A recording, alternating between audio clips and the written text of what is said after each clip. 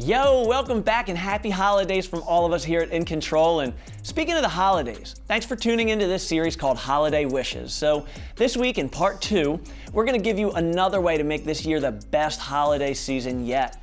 And all you got to do is sit back, relax, and put your conversations on hold and get ready for another holiday cheer-filled episode of In Control.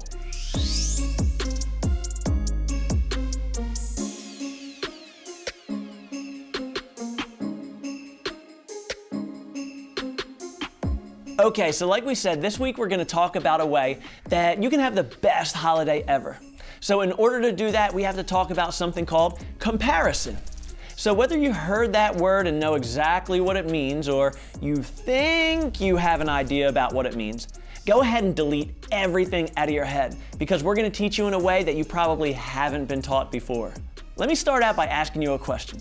Do you remember when you were younger, like in elementary school, and you'd be like, "My uncle is like 6.5 feet tall." And then somebody else would be all like, "Yeah, well, you know what? My uncle's 7 feet tall." And then somebody else would be like, "Nuh-uh, I saw your uncle and my uncle's bigger than that, and he has a big truck and it's way bigger than your dad's truck." Right? Looking back on that now, it seems kind of silly, but we still do that in life, don't we? There's like this secret competition where we're always looking at other people to see who has the best life, the most followers, the best shoes, the best clothes, the newest phone, the best posts, and really whatever else. And that is comparison. So here's the scientific definition.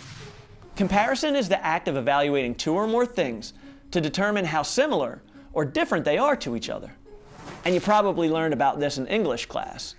So like an easy example would be to compare a basketball and a football. I mean, they're both used for sports, but one's a round sphere, right? And it's orange. And the other one is brown and it's shaped like... Wait a minute. There's no actual name for the shape of a football except for football shaped. I'm sorry for getting us off track, so back to the idea of comparison. It's taking two things and evaluating them against each other. You know what time of year we tend to compare ourselves to other people the most? That's right, it's the holidays. And it's totally normal, so if that's you, we're not saying anything bad. Research shows us that since the beginning of time, humans have been comparing themselves to each other, because it's actually one of the only ways you can see how well you're doing in life. Hey, I'm bigger stronger than you.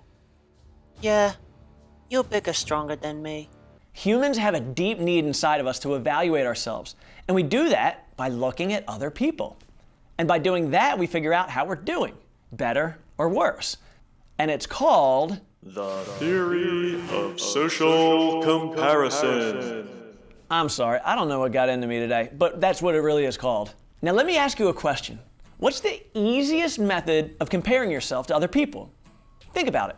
What tool, or should I say device, allows you to immediately check in on how everyone in the whole entire world's doing? That's right, you guessed it. It's your phone with social media. So here's the problem.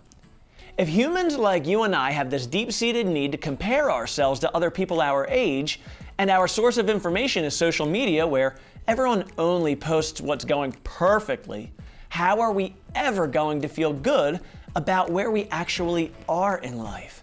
And we talked about this in a video about growth mindset.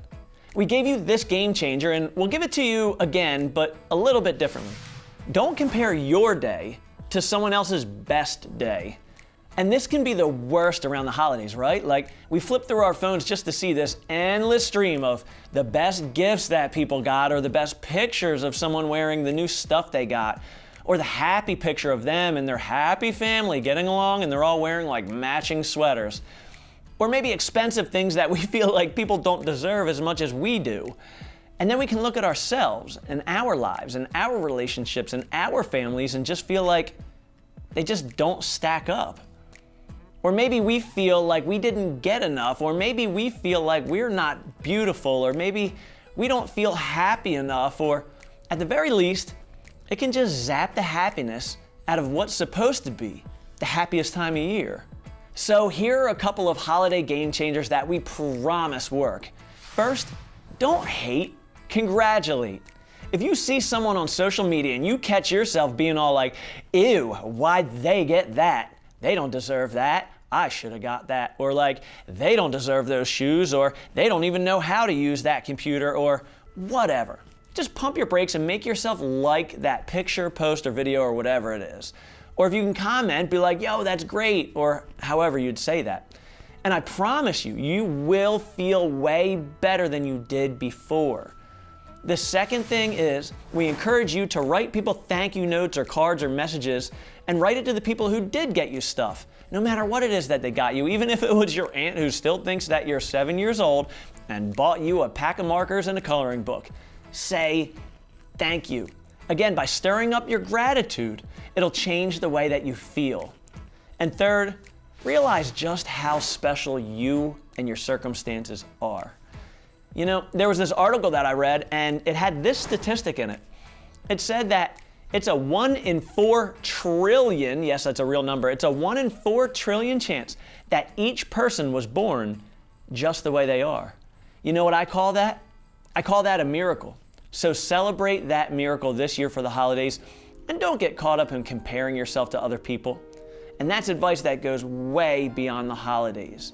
Long story short, everybody has something to be grateful for. All right, friends, thanks for taking the time to listen. We hope this holiday season is your best yet. We'll see you soon.